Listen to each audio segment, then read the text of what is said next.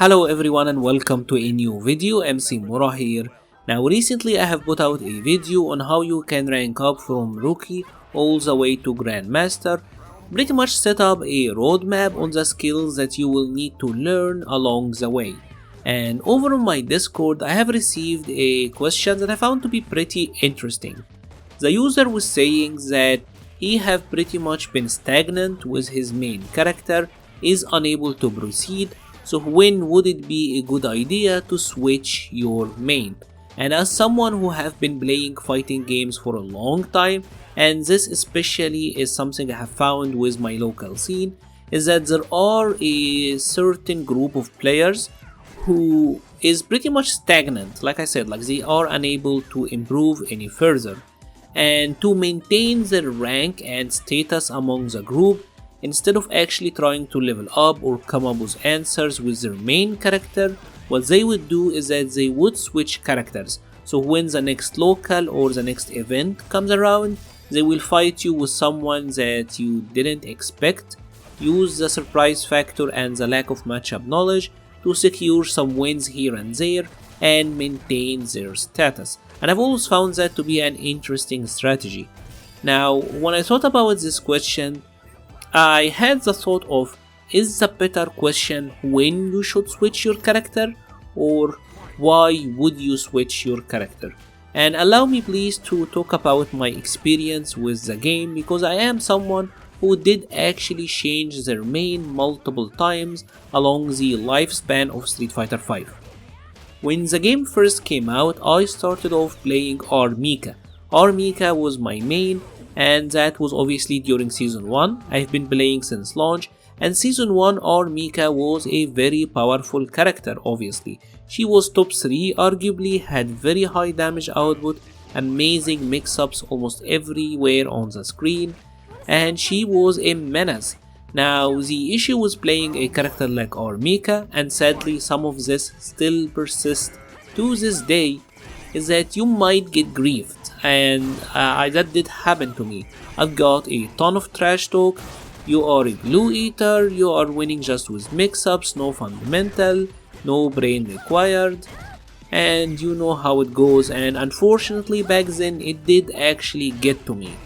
And I remember talking to a friend saying that I'm kinda sick of this. I will prove that I can win with no mix-ups, with just pure fundamentals. I asked my friend, should I play Chun-Li or Ryu? He recommended Chun-Li, and that is why I actually picked up Chun-Li a couple of months after the game launched, and I was playing Chun-Li and Armika. Now in retrospect, I probably wouldn't have done that. I would have believed more in my choice, and I hate grieving others for what they play, but unfortunately that was actually one of the reasons that I switched. And I had kept playing Chun-Li and Armika since that point all the way through Season 2. So I stuck out with them even through the nerfs, and I will say especially with Chun-Li that was very challenging because Season 2 Chun-Li was very weak in my opinion.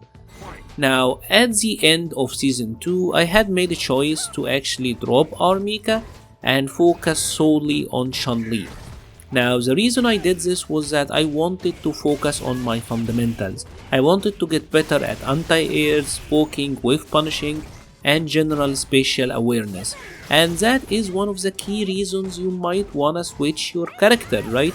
It is a learning experience. Let's say that you're someone who have always played command characters, maybe you might wanna try a charge one, right? You will learn the mindset and the execution of playing charge. Or maybe you have always been like a rushdown player, maybe you wanna try playing a zoner, just to get a fresh perspective on the game. Now I've played Chun-Li solely at the end of Season 2 and obviously during Season 3, and that was until Cody came out. And when Cody came out, obviously I had to pick him up.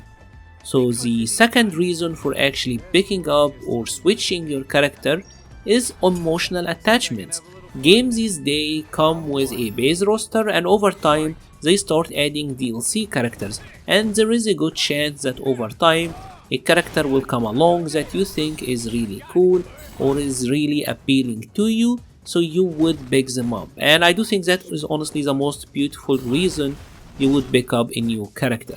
So Cody came out and I played Cody and Chun-Li all the way until season 4 was around, and one day Poison appeared, right? And just like Cody, Poison is a character that I have an emotional attachment with. So I played Poison as well. So at this point I was playing Chun-Li, Cody and Poison. And sadly, playing 3 characters at a high level in Street Fighter is very difficult. I honestly just couldn't do it.